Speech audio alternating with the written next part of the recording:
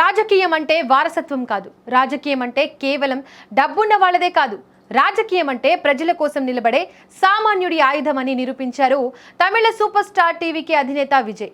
తమిళనాడు ఎన్నికల ఫలితాల్లో ఎంతో మంది ఉద్దండులు వెనుకంజలో ఉంటే ఒక సాధారణ యువకుడు, ఒక మాజీ డ్రైవర్ కొడుకు మాత్రం అధికార పార్టీ అభ్యర్థికి చెమటలు పట్టిస్తూ విజయ కేతనం ఎగరవేశారు.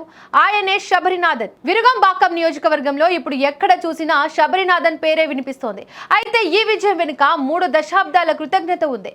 శబరినాథన్ తండ్రి రాజేంద్రన్ గత 30 ఏళ్లుగా విజయ్ నీడలా ఉంటున్నారు.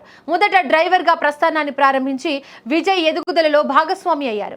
నేడు విజయ్ కి వ్యక్తిగత సహాయకుడిగా, నమ్మకానికి మారుపేరుగా నిలిచారు. తన కళ్ల ముందే పెరిగిన రాజేంద్రన్ కొడుకు శబరినాథన్ లోని చదువు, క్రమశిక్షణ, సేవాభావాన్ని చూసిన విజయ్ అతనిని ఏకంగా అసెంబ్లీ బరిలో నిలబెట్టి అందరినీ ఆశ్చర్యపరిచారు. అభ్యర్థుల ప్రకటన రోజు జరిగిన ఆ సంఘటన ఇప్పటికే తమిళనాడు ప్రజల కళ్ల ముందే ఉంది.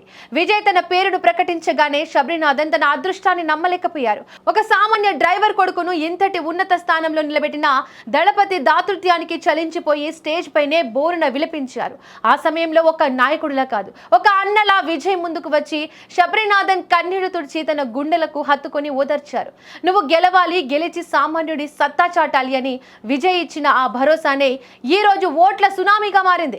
పెద్ద పెద్ద కాన్వైలు లేవు, కోట్ల రూపాయల ఖర్చు లేదు. శబరినాథన్ తన నియోజకవర్గంలో సాదాసీదాగా ఇంటింటికి తిరిగారు. నేను మీలో ఒకడిని, మీ కష్టాలు తెలిసిన వాడిని అంటూ ఆయన చేసిన ప్రచారం ప్రజల గుండెల్లోకి చొచ్చుకుపోయింది. ముఖ్యంగా యువత శబరినాథన్ వెనుక ఒక సైన్యంలా నడిచారు. అధికార డిఎంకే వంటి బలమైన అభ్యర్థిపై 5,000 ఓట్లకు పైగా మెజార్టీతో దూసుకుపోవడం అంటే అది సామాన్యమైన విషయం కాదు. అది దళపతి విజయ్ వేసిన విజిల్ ప్రభావం. తమిళనాడు రాజకీయాల్లో ఇదొక కొత్త ట్రెండ్.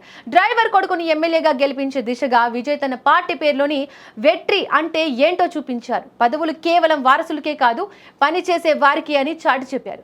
నేడు శబరినాథన్ సాధించిన ఈ విజయం రేపటి తమిళనాడు రాజకీయాల్లో మార్పుకు నాంది.